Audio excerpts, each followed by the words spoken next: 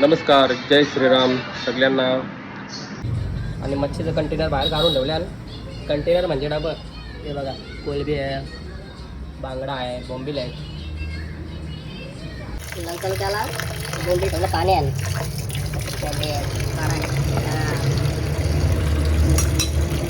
मस्त आता यांची कटिंग करेन. येस सूर्यान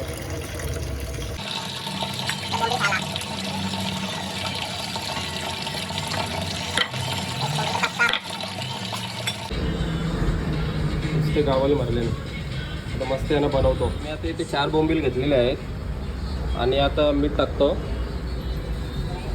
अंदाजे घ्यायचं मीठ आपला थोडासा.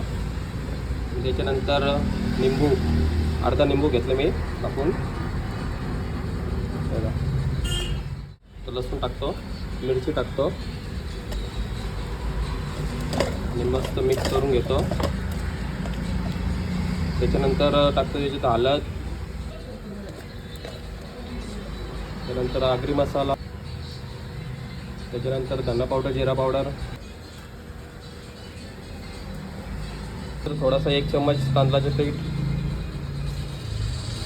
मस्त मिक्स करून घेतो. आता एवढं आयटम टाकल्यानंतर मिक्स करून घेतो व्यवस्थित. थोडासा मसाला कमी वाटतो, लाल जरा कमी दिसतं, मग वापस थोडासा टाकतो. थोडंसं पाणी टाकतो, जास्त जाड वाटतंय. व्यवस्थित मिक्स होईल. हे आपला व्यवस्थित मिक्स झालंय. आता मस्त तव्यावर टाकू त्याला.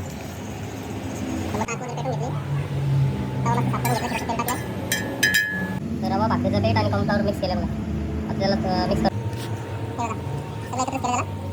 आता एक कापून मस्त टाकून घेऊ. वरतं असं दाबायचं. मस्त चिपकतं त्याला. एक करून आपण सगळे करून घेऊ.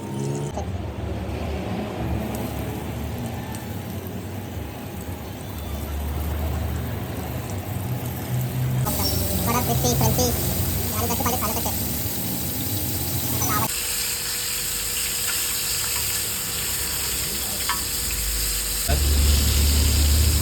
साईड बघा, मागची साईड बघा, पहिली साईड कशी आहे.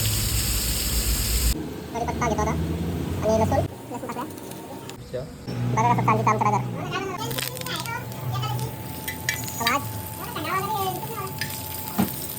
मस्त प्लेटमध्ये कोबी लावून घेतला, थोडीशी कोथिंबीर आणि आपली झाली फायनली मस्त बोंबील रवा तवा फ्राय.